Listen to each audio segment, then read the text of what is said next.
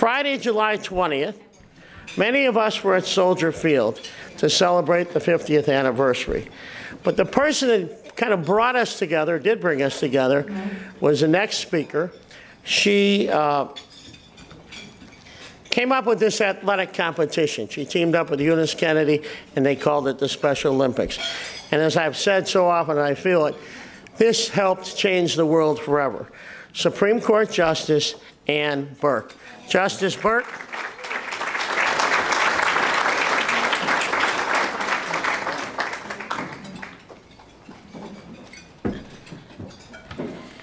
Well, thank you, Jay. Thank everyone today for being here. Good afternoon. And I'd like to thank the City Club members as well for inviting us to discuss the current crisis in the Catholic Church. When I last had the opportunity to speak to the City Club audience regarding this topic, it was March 3rd, 2004, 14 years ago.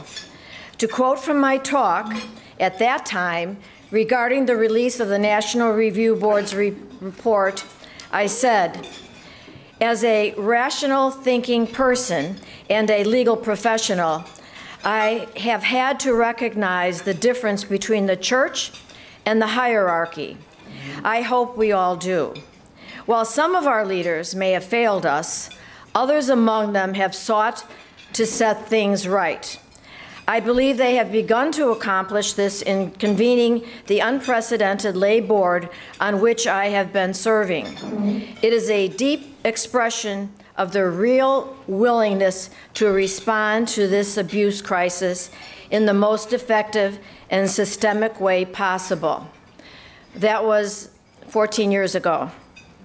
Now I realize I was mistaken in thinking the hierarchy in the Catholic Church would implement the recommendations in the report of the National Review Board. It is my pleasure this afternoon to moderate this distinguished panel to assess the current crisis in the Catholic Church and recurrent sexual abuse scandals. Those scandals have been drawn into sharper, renewed focus in the recent months as a result of the lengthy probe into the handling of a multitude of abuse claims brought against the Pennsylvania Catholic Diocese. In the years following the 2002 formation of the National Review Board by the United States Conference of Catholic Bishops as an independent, totally independent body of lay men and women whose mission and purpose was to advise the conference in ending the epidemic of sexual abuse against minors in the United States by those in service of the Church, appeared to begin doing something. However, this new crisis, sadly and tragically, has emerged. And that is why the present time of crisis, a crisis of leadership, we will be discussing two of the problems of the National Review Board of the United States Conference of Catholic Bishops confronted 16 years ago. The intransience and unwillingness of the Conference of Bishops to grant us, the National Review Board, the authority to investigate the bishops and the cardinals. And number two, the credible evidence in a willful and elaborate cover-up of these undeniably horrifying sexual crimes committed against underage victims by priests. Now it is clear that a code of silence permeated the diocese across the United States. We did recommend an adoption of a whistleblower policy. Obviously, it wasn't adopted by the bishops.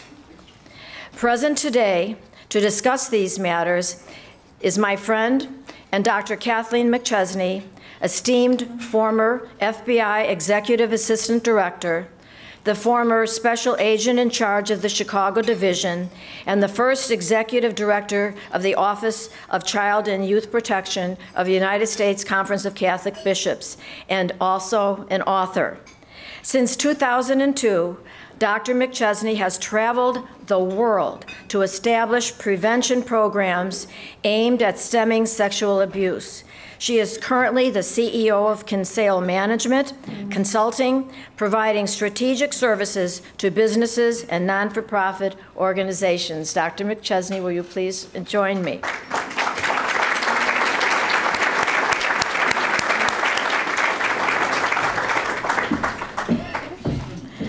Also on the panel today is Robert S. Bennett, a good friend and one of our nation's preeminent trial attorneys.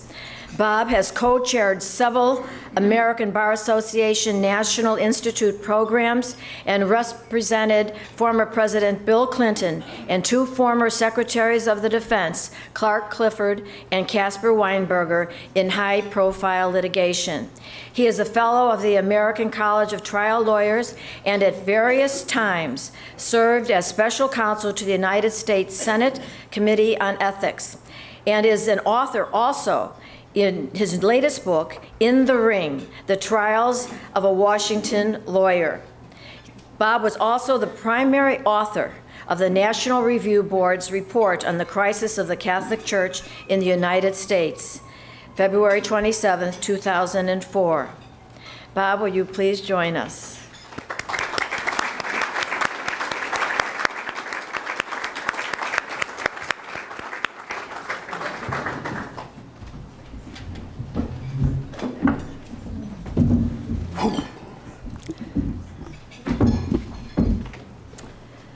All right. Can you all hear me? Okay. Bless you. Bless you. Wow. Okay.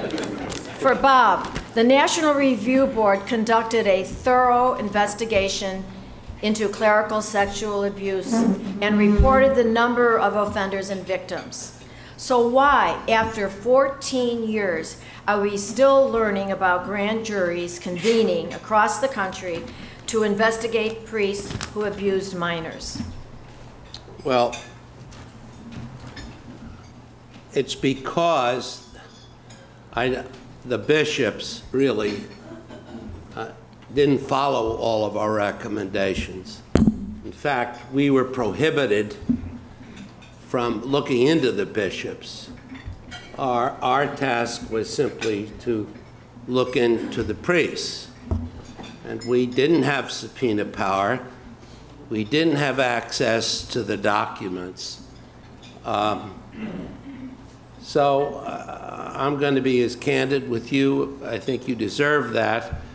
The Vatican and its structure really consists of, and I can say this because I'm an old man, is a bunch of old men who don't really want to reform anything.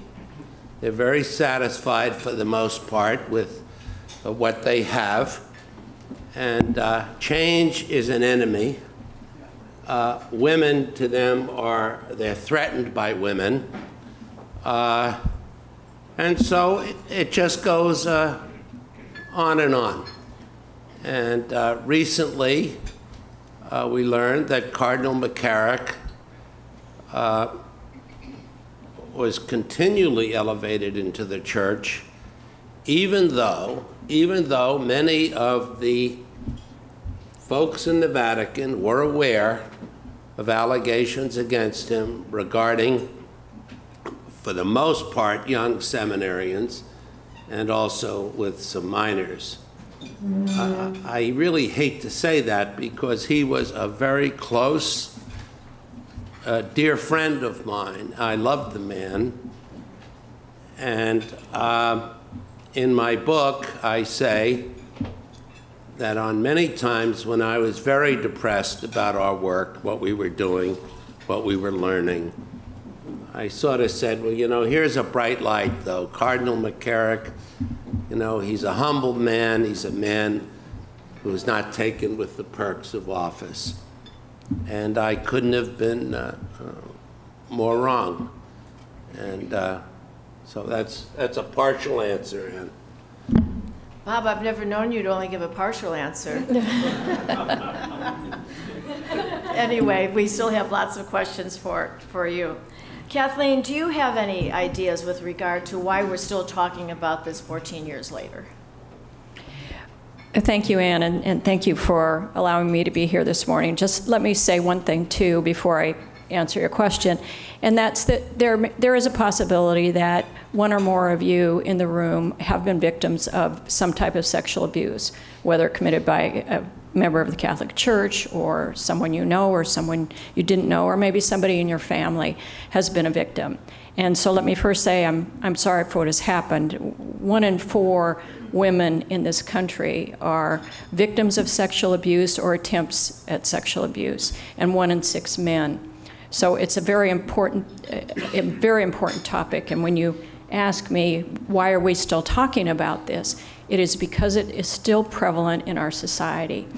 We look at it in the Catholic Church more closely because the people who are our offenders are people who are representing God to so many people, especially to children who don't really know the distinction between God and an authority figure who's representing the church.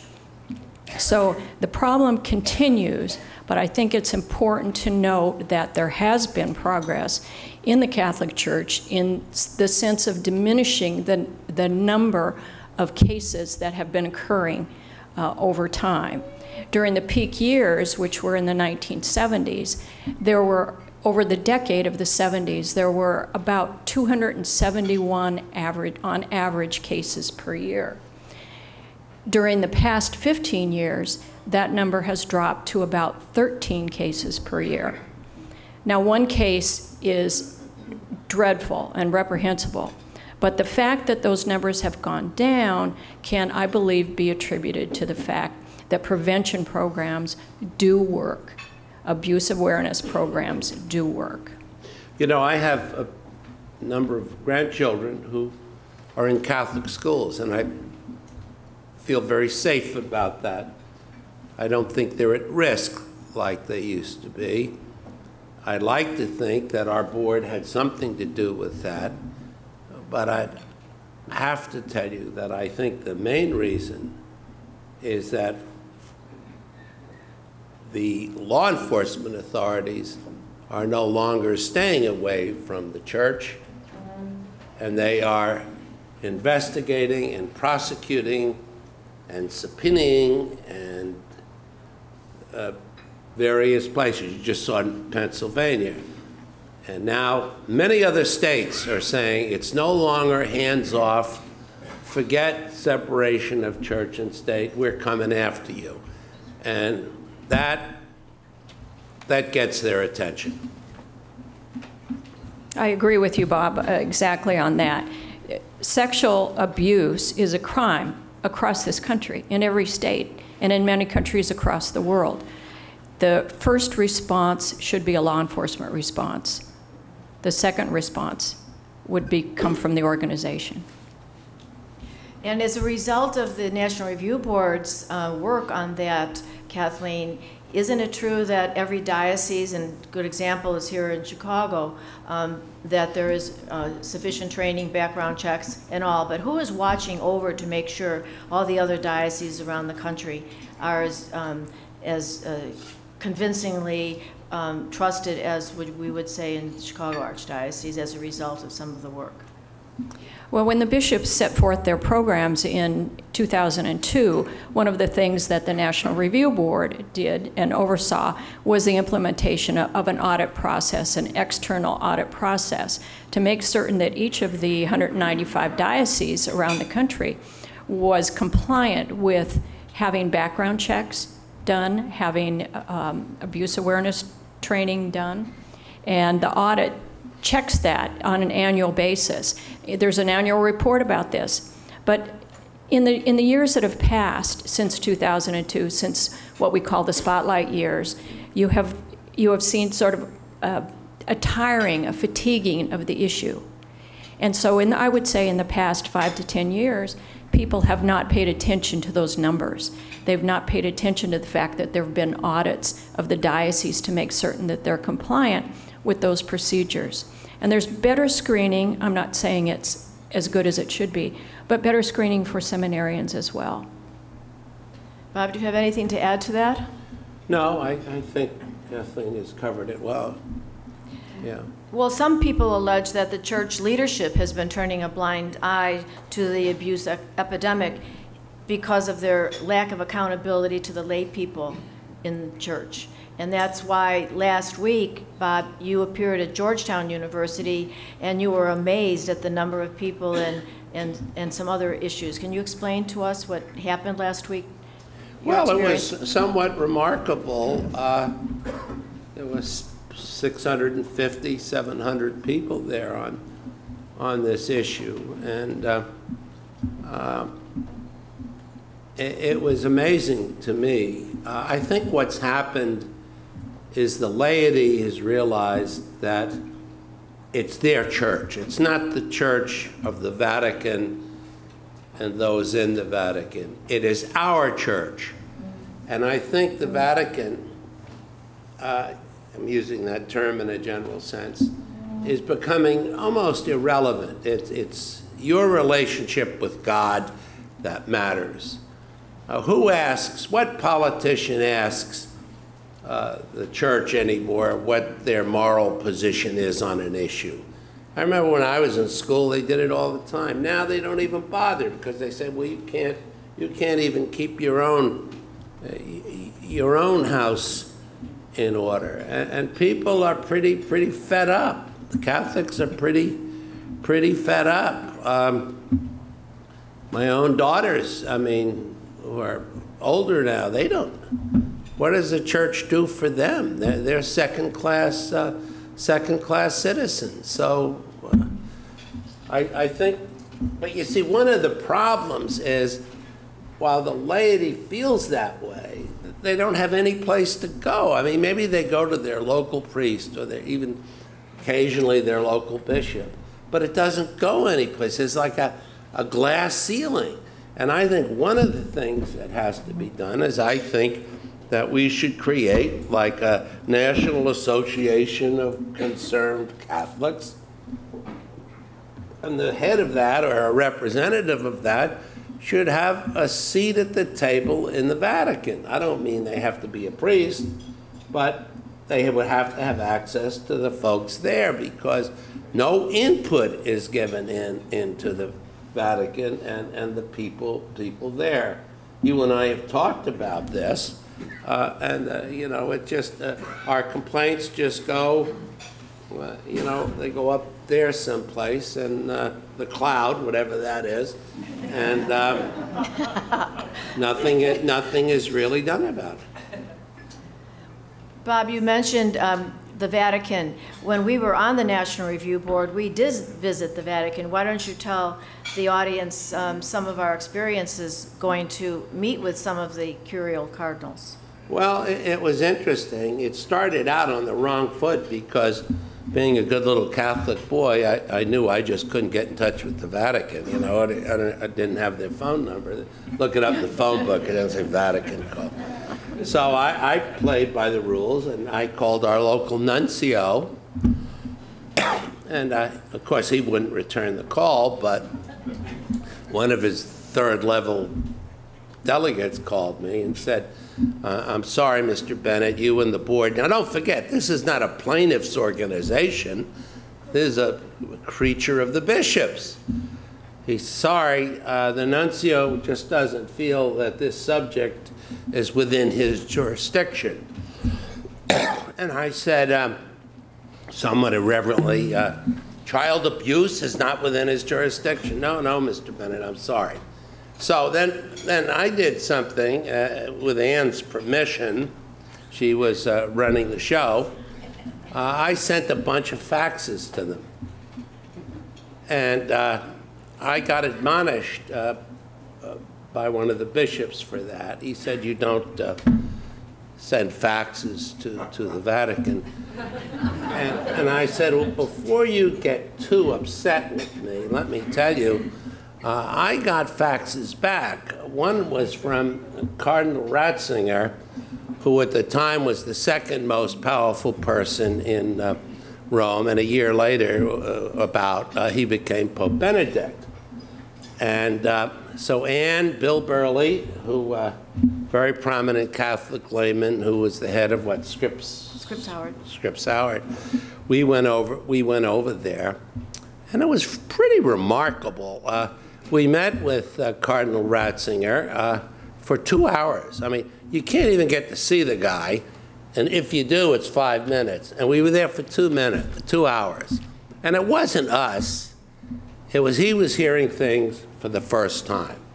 We told him about things, and he couldn't believe what he was hearing. Wasn't that your reaction? Yes. And so we felt it was a successful meeting, and we left and said, well, let's go have a good Italian dinner. And we had a crazy cab driver, I remember. And believe it or not, Cardinal Law stepped off the curb, and we missed him by about 6 inches. And I could just see the headlines, Catholic Review Board wipes out Cardinal Law. So. Kathleen, you, as a former FBI agent and head of the Office of Child and Youth Protection, organized the first audit, whereby you hired personally 55 former FBI agents to go into the diocese and eparchies in the United States. Were the bishops all that grateful to see you? Well, you must remember that the audits, the idea of the audits themselves was part of the bishop's plan going forward, which is set forth in their charter for the protection of children and young people. I think that there were probably some bishops who didn't think that the day would ever come when they would be audited by lay professionals who were outside of the employ of the church. So I think there was shock on the part of some. But over time, because I think we established a credible process, it's not an investigative process, it's a compliance review process. But because of that, I think many bishops have come to rely on the expertise of the auditors, particularly in the early years when we used people who had law enforcement experience and many of whom had management experience. And one of the things that, for those of you who work in or perhaps familiar with the church and how it does business, is that it doesn't do business. The church is the church, and the business belongs to the business world. And that's one of the things that I think contributes to the confusion about what the church is about. Many people don't understand its structure. Many people still think that in the United States there must be some bishop who is in charge of all other bishops. That's not the case. All bishops report to Rome in the same way that, all roads lead to Rome. That is how it works in the United States. If there were structural changes, then perhaps you could have people who are closer geographically and culturally to the issues to hold bishops accountable for actions they've taken or not taken. As a follow-up to that, the United States Conference of Catholic Bishops, President Cardinal Daniel DiNardo and Cardinal Sean O'Malley and Cardinal Jose Gomez were summoned to Rome just on September 13th, just a few weeks ago. And since then, I don't think we've heard anything from them. It's what happened at the meeting. So with regard to structure, I know that, that there was a cry for having a authorized apostolic visit to the United States. And it appears that with no word from Rome, that nothing's going to happen. Do you believe that, Kathleen, with knowing about the structures of the church?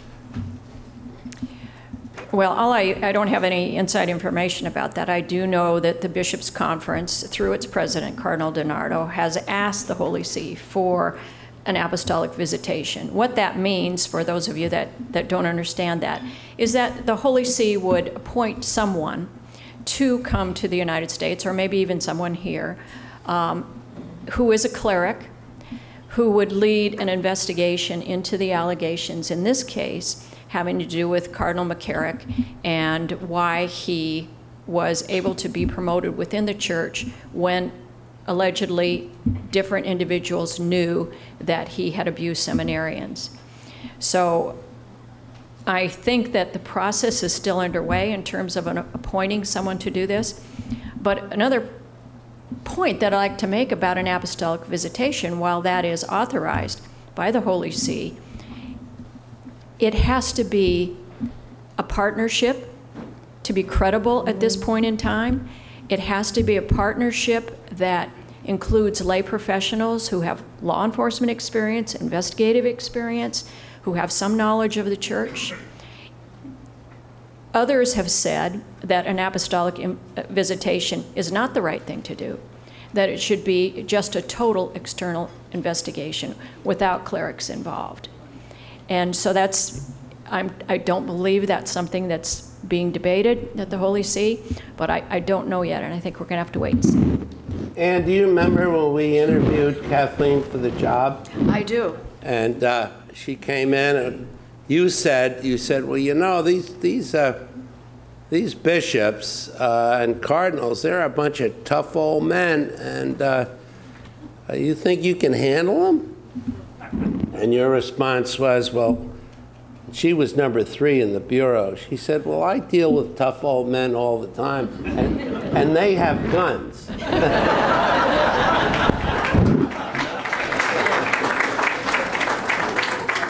There's one story, and I hope Kathleen doesn't get mad at me for telling the story, but we would, as a board, we would go around the country and try to have our meetings as a board in each one of the board members' dioceses. And we were ready to go to New York. And the member of the board was Pamela Hayes, a lawyer in New York. And we got word that Cardinal Egan, who is actually Oak Park, he would like to say he's from Chicago, but he's from Oak Park, said, I don't want that FBI agent in a skirt coming into New York.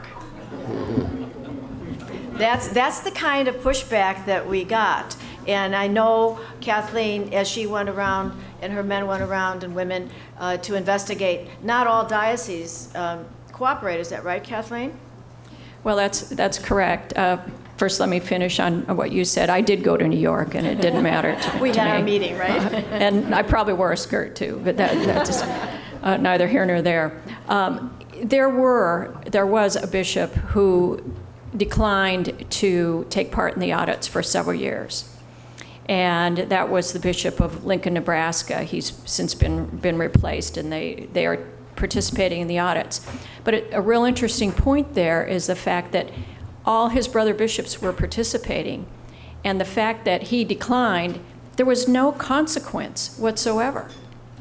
And I was wondering where the lay people were in his diocese that weren't insisting that they have the external audits.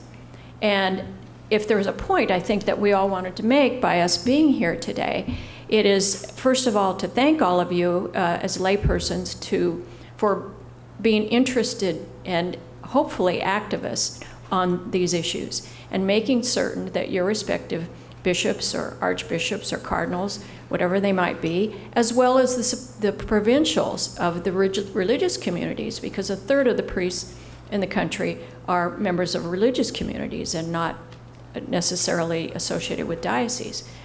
So what we would hope is that you would continue to make your voices heard about things that are going on that either you don't understand or you think need to be corrected within the church, whatever the issue may be. And I mean, this is much broader, of course, than abuse, but abuse is the most important thing right now. Bob, we had been talking earlier about some of the things that possibly need to be changed in the church. And even though the bishops didn't necessarily, and the cardinals, pay attention to our recommendations about accountability on their behalf, what do you think needs to, more broadly, what needs to be changed in the church, in the hierarchy? This is where I get close to being excommunicated, I should tell you. Let me make one point. Our investigation was very serious, and at the time I was at Wayne's law firm, Skadden Arps, and I I got the permission of Wayne and others to really do it right.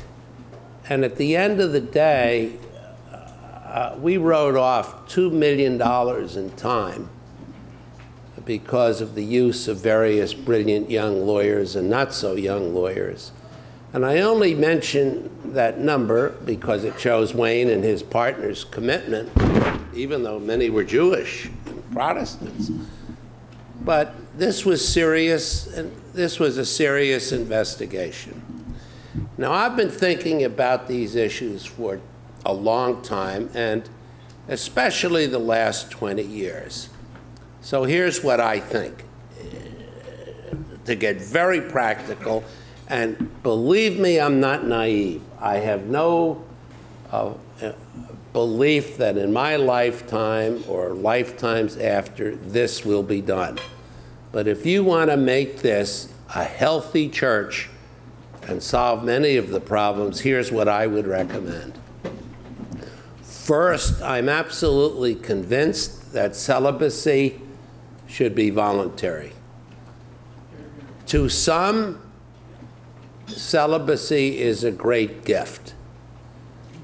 To others, it's an albatross, which leads priests into heavy drinking, womanizing, etc. And we don't even talk about womanizing anymore, but this is all about power. And there are many, many priests I came across in the last 20 years who will counsel women who are having trouble in their marriage and winding up trying to bed them. So I really think celibacy has got to be voluntary. I think we should have married priests if they choose.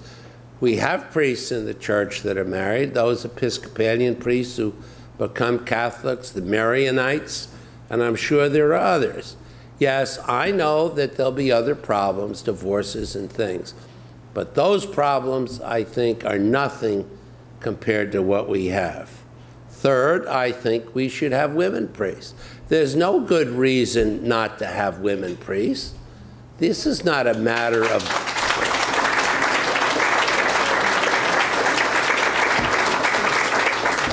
I have discovered in our investigation and elsewhere, some of these nuns are the best people we have in our church. And I can't... Can you imagine a woman priest sitting at breakfast with a male bishop, and he says, I think I'm going to send Jones to Idaho, and maybe he'll stop this abusing? I mean, it wouldn't happen. It wouldn't happen. And as I said earlier, I think that we need to have a lay position in the Vatican with some kind of authority, so they have access. I mean, think about it. In this day and age, to say women can't be priests. I mean, my wife was the president of SOAR, the Support Our Aging Religious, and these great men in the Vatican have treated nuns like garbage. So, those are my views for very practical solutions, but, the chance of this happening is negligible. Why? Because if you have a priest who's at all reform-minded, they're never going to get up to the real power base, because the people who get up there are the identical people who are there already. And they don't want young bishops or young priests to rock the boat. Now, that's just a fact of the matter. And you can talk around that stuff, but that's the way it is. And that's based on my views of over 20 years. Focusing on it 20 years. Kathleen, do you believe that this movement that's in the church, those who are against Pope Francis and those who are more conservative, shall we say, are trying to put blame on homosexual priests? Our report shows otherwise. Is that not true? Well, there are a couple of Yes. questions in the question there. And one has to do with our people putting people who have certain agendas, either pro-gay or anti-gay. Are they fighting each other over the issue of sex abuse? And I think that, yes, they are. I think it's a very sad thing that you have, or the appearance of people on both sides fighting each other about the most important thing, which is protecting children. And that gets lost by the wayside when they're talking about whose ideology is the most important, and whether people like Pope Francis or they don't like Pope Francis, or they like his appointments or they don't like his appointments. None of that matters if you're not focused on the child. With regard, go ahead, Bob, please. Let me, that's the elephant in the room. We recommended further study on the subject of homosexuality. Nobody knows precisely, but I've heard of statistics that probably 30 to 50% or more of the priests have homosexual tendencies. Certainly most of the cases involve homosexual conduct. So you can't just wish it away. But there's a big difference between a man who has a tendency and one who acts on it. And I think it would be terrible for the church to get rid of men who simply had a homosexual tendency. These young priests who were of a homosexual orientation, they didn't get any training or how to cope with it or in their careers. They were told, like I was told in high school, take a cold shower. You can't do that. And so I think that's something that requires a lot of attention, a lot of attention. But by the same token, heterosexual men who go in, you have to be sure that they keep what their tendencies are and not to be acting out with women. So, you have to be very careful. And one of the things with this Vigano letter looks to me like there may be an effort to sort of rid the church of homosexual-oriented men, which I think would not be good for the church. Do you believe that the Pope needs to take more active leadership role here in the United States? It seems like there's some sort of a disconnect between what the lay people have been talking about and what the hierarchy has been talking about, and the inactiveness to some degree about listening to the lay people. Kathleen? Bless you. One of the problems with being the leader of the largest Christian organization in the world is that you only have so many moments in the day.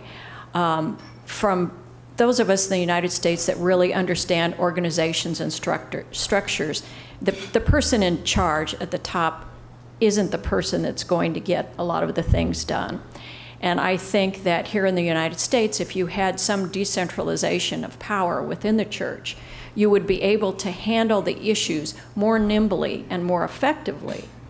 So to say it would be better if the Pope were involved in all of our issues, I don't think that's the answer. I think the answer is something here in the United States where you have the kind of leadership that can actually get things done and hold people accountable within the church, within the United States.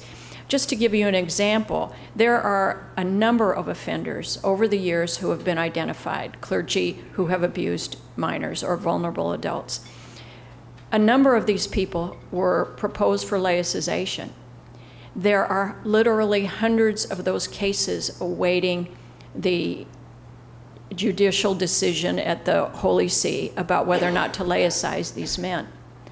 That shouldn't be. Those cases should be completed very quickly because there's evidence some of these people have gone to jail and so forth. So if you had a system where you could adjudicate here in the United States more quickly and then save the work of the folks in Rome and the various dicasteries for appeals only, you could get this process done, you could get better accountability, and you wouldn't have these people who are still lingering in the priesthood. Bob? No, I agree with that. Okay.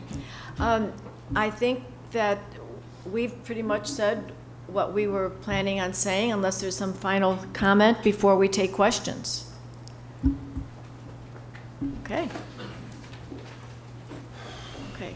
I can't believe there's only one question here. Okay. This is from Dr. Shannon. Doctor, do you want to stand and ask your question? Sure. Okay, thank you. My handwriting's that bad. I was thinking I can't, I didn't want to say that, but I was going to say it. I thought it might be some sort of a prescription for me, you know. My question relates to the study in 2002 by the John Jay College that was commissioned by the bishops. And I've got a couple of questions about it. One is, does the panel think that that is a study that should be periodically redone? But the second question is, and I think, Justice, you got to this with your opening comments. My recollection is that study was done by self-report from the diocese, and I wonder if you could contrast that and what was unearthed with the subpoena power in Pennsylvania. All right, well. The question, please. It was a two-part question. Should the report that was issued by the National Review Board be reviewed and continually updated?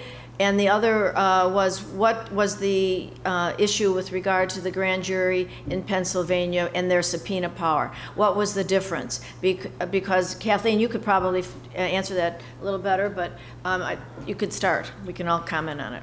Well, I think I understood the question just a little bit differently. Doctor, you asked about the study in 2002 that was commissioned by the bishops for the John Jay study. Is that what you're referring to? And that was separate from the National Review Board report. Mm-hmm. But in the John Jay study, the college, the John Jay College of Criminal Justice, not a Catholic institution, but a very reputable research institution, surveyed all the dioceses in the country to find out what the nature and scope of the problem of abuse was. And your question is, should there be a new study in that regard? I don't think there needs to be a new study. There is a process in place by which the CARA, a research group from Georgetown University, collects that data every year and puts it in an annual report. What's important to note there is that a lot of people don't know that. And as often as there's press releases and so forth, those numbers have been added to every year since 2004 when the John Jay report came out. Mm-hmm. That's a different issue than being transparent and disclosing the names of offenders. And that is something that this board, that my office, that we recommended back in 2002. That if you're going to be transparent, you need to let people know who those offenders are. Here in the Archdiocese of Chicago, names were released. In other places around the country, names have been released, but it's not universal. And it's absolutely something that needs to be done so that victims can heal and so that other people who haven't reported will be able to know that they're not alone, whether they ever come forward or not. Knowing that you're not alone goes so far in helping that person who's been victimized to heal. Bob? No. Okay. There are a number of questions, and one of them was why the Archdiocese of Chicago was not on the panel. Well, there was no one other than myself and two other members from the Archdiocese of Chicago that were on the National Review Board. So this was about the National Review Board and not about what any archdiocese or diocese in the country has done or not done. Dr. Shannon, was your question answered? Yes. Okay.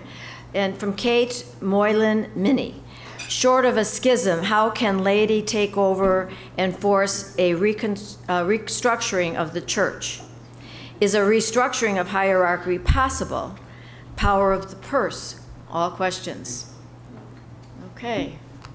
No, I don't think it's possible, but I do think if we were able to have a seat at the table at the Vatican, we might be able to influence some of the decisions. Also, I think if the laity realizes it's their church, perhaps those in the Vatican will realize that if they don't get on with the program, they're going to become more and more irrelevant and remote.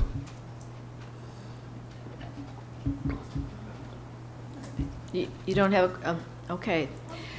With Kate O'Malley, she's with KO Strategies. It seems as if the choice that Catholics have is to stay and fight for the church or find another Christian church. If we stay, what realistically can we do to reform the Catholic Church so we see that the issue is addressed in our lifetime? Well, that's very similar to the last question in terms of how the laity can move forward. Like I said before, using your voice, letting your bishops and cardinals and provincial superiors know how you feel, and come forward with concrete suggestions like Bob has about, you know, insisting on a seat at the table. You have congregations like Congregation for Clergy or Congregation for Bishops in the Holy See. If they had lay advisory boards, councils, who could listen to their issues and provide a perspective from the laity, I think that would be at least a small step towards making some fundamental structural changes. Judge, didn't you tell me that, if I remember correctly, that some of the very wealthiest contributors to the church are withholding? Yes, I've seen some checks that have been written and with nothing in it. Yeah. So. Yes. There's also, I think that with regard to what lay people can do is doing what you're doing here, and that is attending forums where this discussion can be talked about.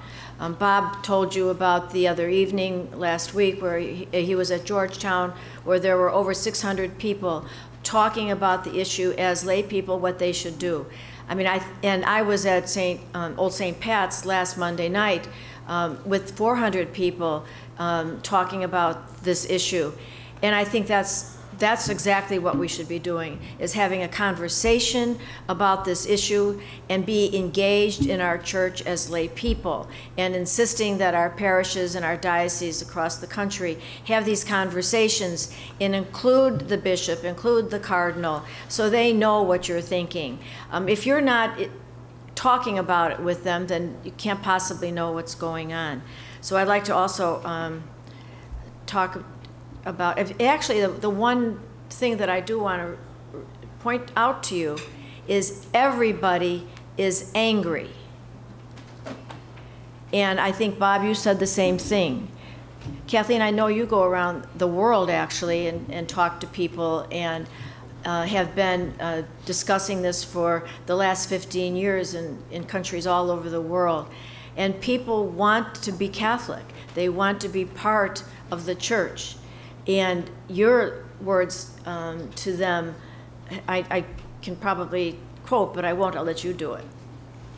Well, back in 2002, which again we call this sort of the spotlight years for those of you that have seen the movie and knew that's when the Catholic Church faced this crisis to begin with. I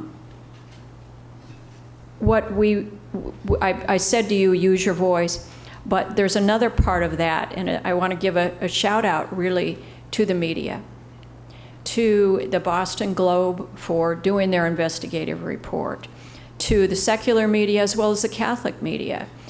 Many of you may not read much in the Catholic literature, but there is a lot of information there, and bishops do read that, and they do listen. I'm not going to say 100% because I wouldn't say that, but many of them pay attention to the ideas that are brought forth from lay professionals. One thing I've seen over the last 15 years or so is the fact that many of the bishops that I work with, at least, have really come to have a high regard for the expertise that people bring forth, whether they're attorneys, but more important in the social science areas, psychology, sociology. They listen to what people are thinking and saying.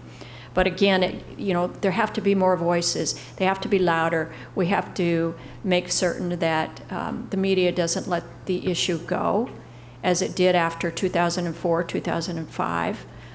Many people that saw the Spotlight movie, for example, were just not familiar with what had happened in 2002. Every day, a child is at risk for being abused by someone who is a predator, whether it's in a school or in an organization or in their own family.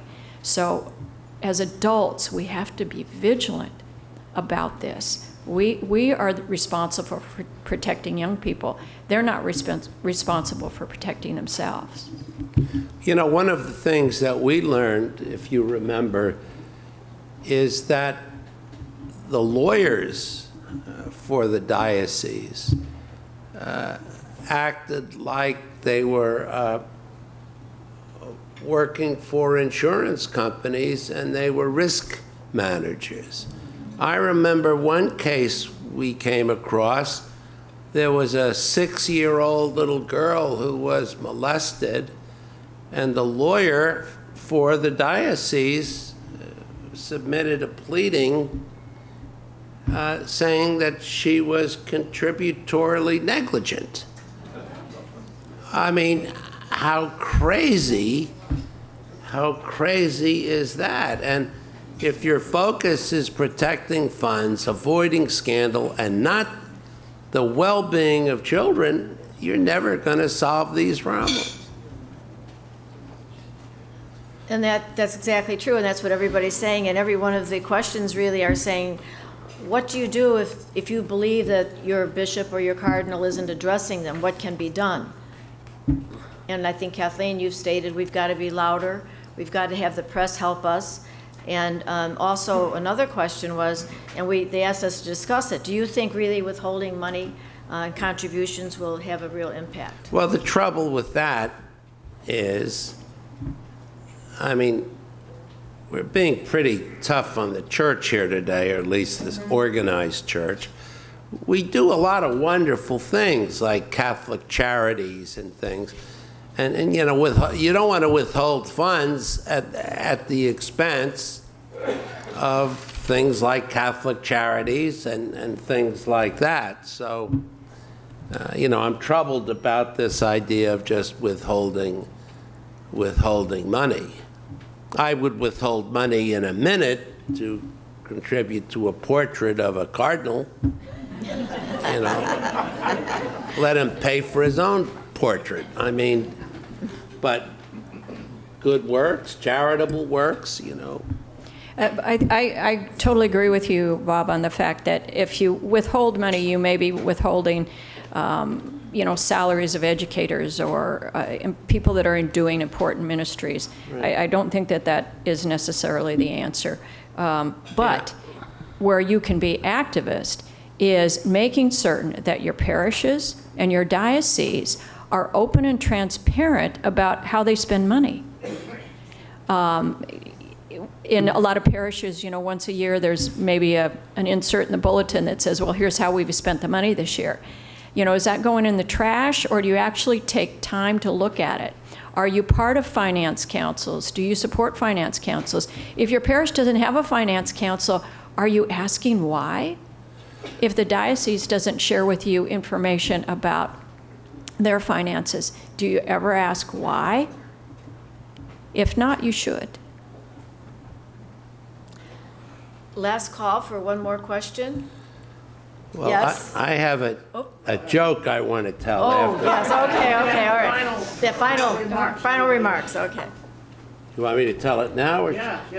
Well, there's a couple more questions. One more question over here, and then final.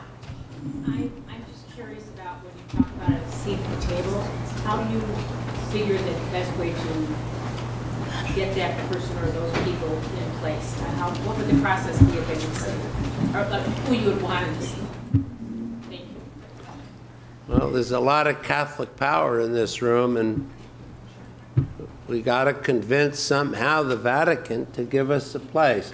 I think we have to organize in the sense of some kind of a national organization of Catholics who have concerns and do everything within our power to influence our bishops to say, look, let's get a layman in a position not to talk about church doctrine, but so they can be heard, so they have access to the people who have the power.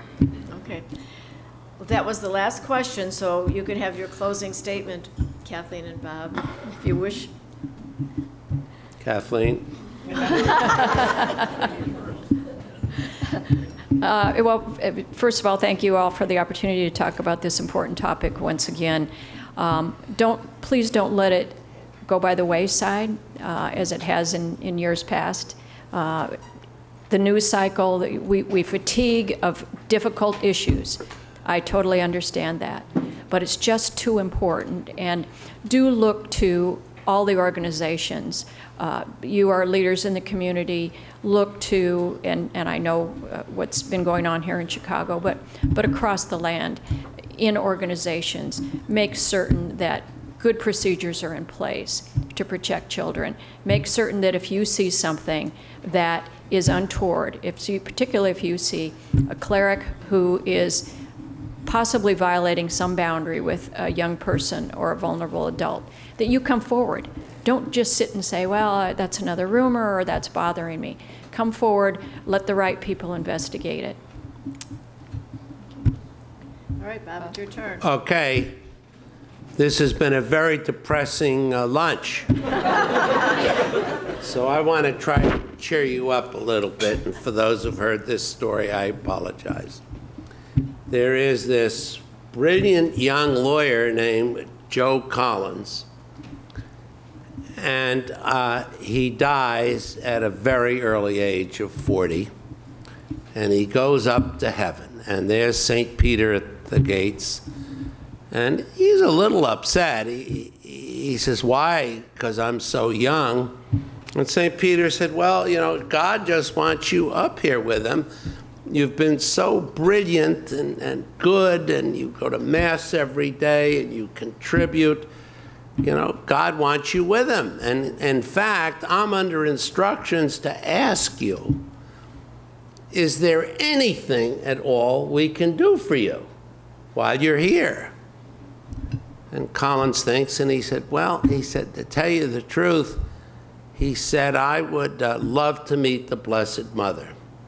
I do a novena to her every week. She's the center of my life. And St. Peter says, wow, that's really a tall order, but I'll do what I can. And he gets back to Collins, and he said, well, I can do it. I've gotten the okay, and she's over there where those pink clouds are and the angels. And so he goes over there to see her. And it's an incredible meeting. They talk, and she knows all about him, and they talk. And after about a half an hour, he said, Blessed Mother, I don't want to be presumptuous, but you don't look very happy. And she said, well, Collins, I understand why you're such a good lawyer. I am a little sad. And he said, why? Millions and millions of people pray to you every day. You're the mother of Jesus Christ. What's there to be unhappy about? And she says to Collins, she says, well, to tell you the truth, I wanted a girl.